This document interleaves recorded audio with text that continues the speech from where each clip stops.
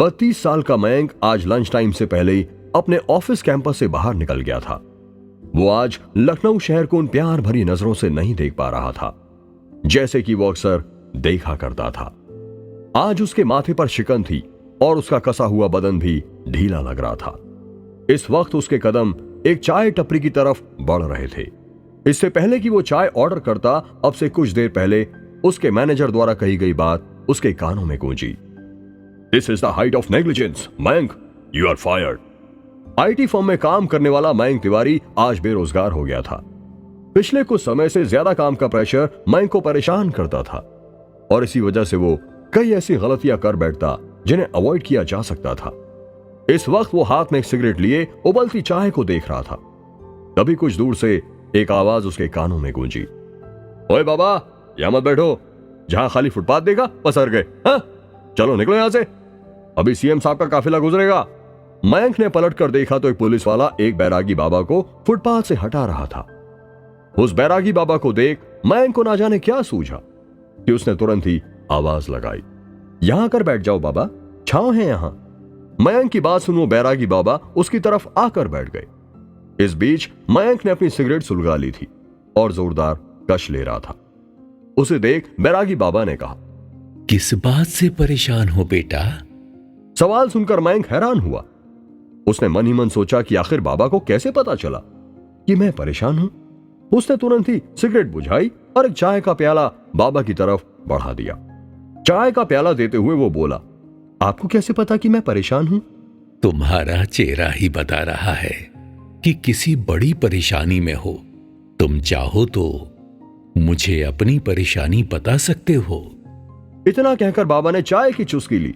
मयंक को समझ नहीं आ रहा था कि वो क्या करे, लेकिन इस वक्त नौकरी जाने का दुख उस पर हावी था। उसने झट से कहा, बाबा मेरा नाम मयंक तिवारी है। ये जो सामने बड़ी सी बिल्डिंग दिख रही है ना, मैं यहीं जॉब करता था। अच्छी खासी जॉब थी मेरी, पर आज मुझे नौकरी से हटा दिया गया। क्यों, कुछ गलत किया था तुमने? बाबा ने यह पूछते हुए इशारे से मयंक को बैठने के लिए कहा। मयंक बैठते हुए बोला, गलती थी या नहीं यही तो समझ नहीं आ रहा। काम में गलतियां तो सब करते हैं, लेकिन सबकी नौकरी नहीं जाती।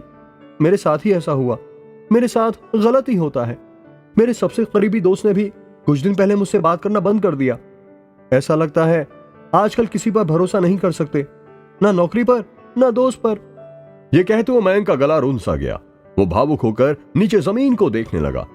तभी बाबा ने कहा, बेटा तुमने जिस तरह अपनी समस्या बताई है उससे एक बात तो साफ है कि तुम्हें जिंदगी से काफी शिकायतें हैं। और सच कहूं तो तुम अपने दोस्त खो देने या नौकरी जाने से इतने दुखी नहीं हो। तुम असल में दुखी हो क्योंकि जिंदगी से बहुत शिकायतें हैं तुम्हारी। बाबा का जवाब सुन मयंक चौंक गया। उसने बाबा की आंखों में देखते हुए पूछा, ये क्या कह रहे हो आप? मैं कुछ समझा नहीं। बाबा मुस्कुराए और बोले, मैं जो कहना चाहता हूं इसे समझाने के लिए तुम्हें तुलसी के रामचरितमानस की एक कहानी सुनाता हूं। इस कहानी को सुनकर तुम्हें हर तरह की परेशानी से निकलने का रास्ता खुद ब खुद मिल जाएगा। सुनना चाहोगे? मयंक कुछ पल तो खामोश रहा, फिर हामी भरते हुए कहा, हाँ सुनाइए।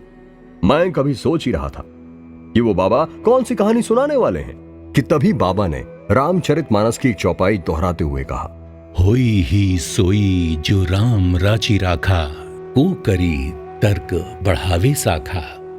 बेटा इसका मतलब है कि जो कुछ राम ने रच रखा है वही होगा। तर्क करके कौन अपने मन में शंका बढ़ाएगा। अब इस चौपाई का मतलब असल में क्या है, मैं तुम्हें एक किस्से से समझाता हूं। नारद मुनि को तो तुम जानते ही होगे। वो भी मेरे तरह ही एक संत थे, साधु थे। नारद को तो कोई मोह नहीं था, वो तो भगवान के नाम में रमते थे। पर एक समय ऐसा आया जब भगवान की माया ने नारद को घेर लिया और वो एक ऐसे सुंदर नगर में जा पहुंचे जहां पर राजा की बेटी पर नारद मुनि मोहित हो गए। उस कन्या का नाम था विश्व सुंदरी। उस लड़की का रूप देखकर मुनि वैराग्य भूल गए। उसे ही घंटों ताकते रहे। उसका रूप लक्षण देख उनके मन में तो हर्ष हो रहा था, पर वो उसे छिपाने की कोशिश कर रहे थे। अब भला सोचो, प्यार भी कभी छुपता है।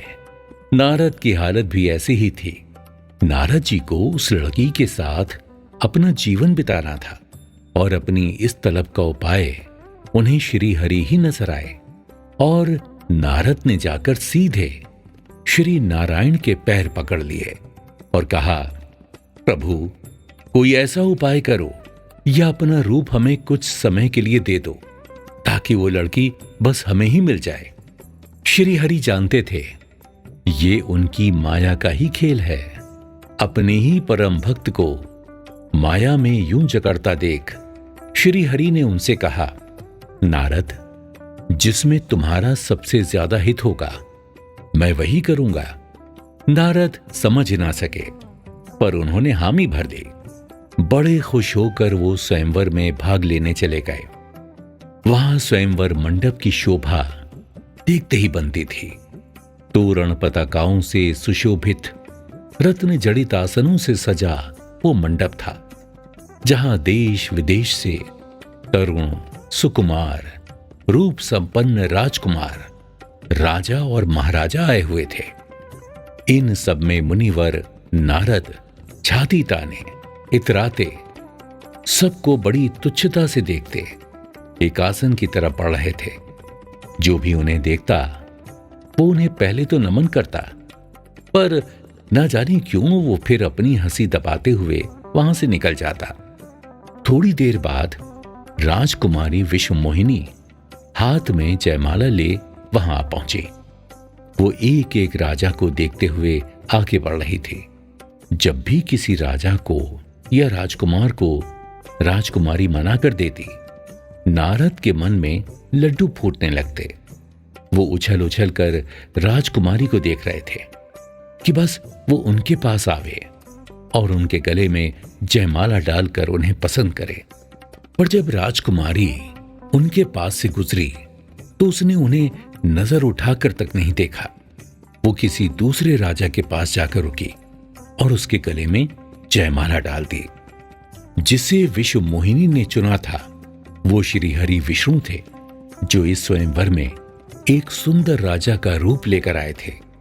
नारद ये देख बहुत रोए, छटपटाए। उन्हें बड़ा गुस्सा आया। हाँ, आना ही चाहिए।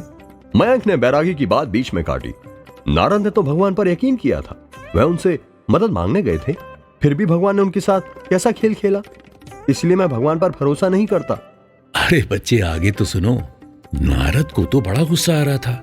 तभी दो ब्राह्मण उनके पास आए, जो ना जाने कब से उन्हें देखकर अपनी हंसी रोके जा रहे थे। ये दोनों शिव के गण थे, जो रूप बदलकर स्वयंवर देखने आए थे।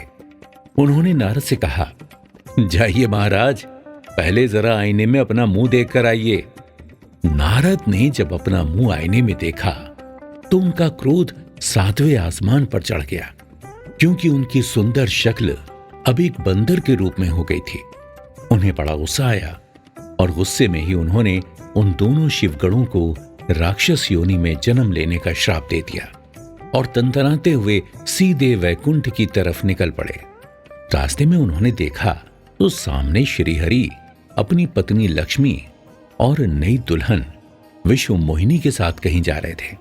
नारद को देख श्री हरि ने पूछा, कहां जा रहे हो नारद? नारद ने जैसे ही ये शब्द सुने, उनके मुंह से गुस्से में शब्द फूटे, तुम्हें दूसरे का भला देखा नहीं जाता? तुम्हारे अंदर ईर्ष्या और कपट फंसा है। तुमने श्री हरि समुद्र मंथन के समय शिव को विषपान कराया, असुरों को तुमने मदिरा पिलाई, और जब अपनी बारी आई तो लक्ष्मी और कौस्तुभ पर हक जमाया। तुम बड़े धोखेबाज मतलबी हो। कपट व्यवहार तुम्हारी पहचान है, इसीलिए तुम धरती पर एक इंसान के रूप में जन्म लोगे। तुमने मुझे बंदर का मुख दिया, सोचा बंदर क्या कर सकते हैं, सिर्फ मनोरंजन के काम आते हैं। एक पेड़ से दूसरे पेड़ उछलते रहते हैं। अब इन्हीं बंदरों से तुम सहायता मांगोगे। मैं एक स्त्री को चाहता था, तुमने उससे मेरा वियोग कराया। तुम भी स्त्री वियोग का दुख सहोगे। भगवान ने नारद का श्राप स्वीकार किया। फिर कहा, ये मेरी ही माया थी नारद, और उन्होंने माया को खींच लिया। जैसे ही माया हटी, वहां ना कोई राजकुमारी थी, ना लक्ष्मी जी, बस केवल श्री हरि और नारद खड़े थे। मयंक ने बात बीच में ही काटी और कहा, एक मिनट, आखिर भगवान ने ऐसी माया क्यों रची जो उनके लिए ही श्राप बन गई? ये तो अपने पैर पर कुल्हाड़ी मारने जैसा था। बैरागी बाबा ने मुस्कुराते हुए इसका जवाब दिया। तो देखा बेटा तुमने, तुम भी भगवान की रणनीति से धोखा खा गए ना। दरअसल ये सब कुछ पहले से ही रचा रचाया था, और श्री हरि ने ये सब कुछ सिर्फ इसीलिए ही रचा था ताकि रामायण की कहानी पूरी हो सके। उनके इसी श्राप की वजह से श्री राम के अवतार में श्री हरि ने धरती पर जन्म लिया, और बाद में इसी श्राप की वजह से रामायण पूरी हो सकी। अब तुम मेरी उस चौपाई का मतलब समझ गए होगे, जिसका सीधा सा मतलब है कि हम जैसा सोचते हैं या चाहते हैं, वो सब कुछ ये संसार हमारे लिए डिसाइड करता है कि हमारे लिए क्या सही है और क्या गलत, कितना, कहां, कैसे, कब, सब कुछ इस संसार के हाथों में है। भगवान ने हम सभी के लिए एक परफेक्ट प्लान लिखा हुआ है, जिस पे शक करना हमारी बेवकूफी होगी। हम सिर्फ इतना कर सकते हैं कि जिस वजह से हमारा जन्म हुआ है, यानी कि दूसरों की मदद करना, अपनी जिम्मेदारियों को निभाना, अपनी तरफ से 100% हर उस सपने और इच्छा के लिए देना जो हम चाहते हैं, फिर सब कुछ हमें संसार पर छोड़ देना चाहिए। अगर वो सपना हमारे लिए सच में मायने देता है तो अपने आप पूरा हो जाएगा। लेकिन इसके लिए तुम्हें अपने कर्म को भी देखना होगा। कर्म और तकदीर दोनों एक दूसरे से बंधी हुई हैं। तुम्हें अच्छी जॉब मिली, अच्छी पोजीशन मिली, क्योंकि ये तुम्हारी डेस्टिनी है। लेकिन उस जॉब के मिलते ही तुमने अपने दोस्त से बात करना बंद कर दी, और तुम्हें यह लगने लगा कि वो तुमसे जलता है। अपने काम को सीरियसली नहीं लिया। तुम्हें लगा कि अब तो जॉब मिल गई, अब क्यों मेहनत करूं? और देखो, तुम्हारे इन्हीं कर्मों की वजह से ना तो तुम्हारे पास वो जॉब रही और न ही तुम्हारा सच्चा दोस्त। मयंक को समझ आ गया कि उसकी गलती क्या है। उसने अपने आप को लकी मानते हुए सबसे अच्छा व्यवहार करना बंद कर दिया था और अपने काम को सीरियसली लेना बंद कर दिया था, जिस वजह से उसे इन सब सिचुएशन का सामना करना पड़ा। मयंक ने मायूस होते हुए बाबा जी से पूछा, अब क्या करूं? मुझे अपनी गलती तो समझ आ गई, लेकिन अब बहुत देर हो चुकी है। बाबा जी ने फिर मुस्कुराते हुए कहा, बेटा, कभी देर नहीं होती। वही करो जो नारद ने माया का पर्दा उठने पर किया, यानी श्री हरि से माफी मांगी। देखो बेटा, जॉब को जाना था, चली गई। वो श्री हरि ने ही तुम्हारे लिए डिसाइड किया है। तुम्हारा मोह छूट नहीं रहा था, तो उस भ्रम को तोड़ना पड़ा। अब तुम नई राह ले सकते हो, पर तुम पहले अपने दोस्त को फोन करो और उससे माफी मांगो। तुमने कैसे उसे भुला दिया? देखो बेटा, सच्चा दोस्त होगा तो तुम्हें जरूर माफ कर देगा। मयंक ने भी ऐसा ही किया। अपने दोस्त को फोन मिलाकर उसे माफी मांगी। तभी उसके दोस्त ने कहा कि मुझे मालूम था कि तू भटक गया है, पर मैं भी तेरा दोस्त हूँ। इन सब बातों से ही अपनी दोस्ती खत्म नहीं करूंगा। दरअसल तूने मुझे कॉल कर लिया, नहीं तो मैं तुझे करने वाला था। मेरे पास तेरे लिए एक बढ़िया जॉब ऑफर है जो इससे भी बेटर है। हाँ। ये सुनकर मयंक की आंखें चमक गईं। उसने बाबा जी को थैंक्स किया और अपने दोस्त के घर निकल पड़ा। बाबा जी भी झोला उठाए इस नए शहर को निहारने निकल पड़े। क्या बाबा जी और क्या शहर से जुड़ी कहानी बस इतनी ही थी, या अभी और भी लोग रामचरितमानस का ज्ञान बैरागी बाबा से लेने वाले थे? कौन है श्री और जिया? क्यों श्री और जिया के बीच लड़ाइयां होने लगी? और अयोध्या कांड से कैसे मिला उन्हें अपनी मुश्किल का हल? ये सब कुछ जानने के लिए सुनिए अगला एपिसोड।